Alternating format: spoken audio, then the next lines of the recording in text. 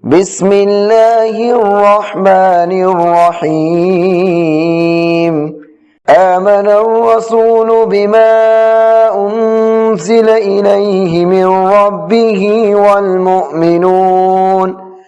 كل آمن بالله وملائكته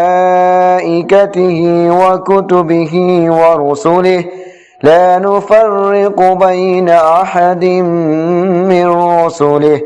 وقالوا سمعنا وأطعنا غفرانك ربنا وإليك المصير لا يكلف الله نفسا إلا وسعها لها ما كسبت وعليها ما اكتسبت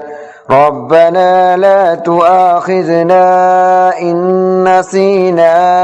أو أخطأنا ربنا ولا تحمل علينا إصرا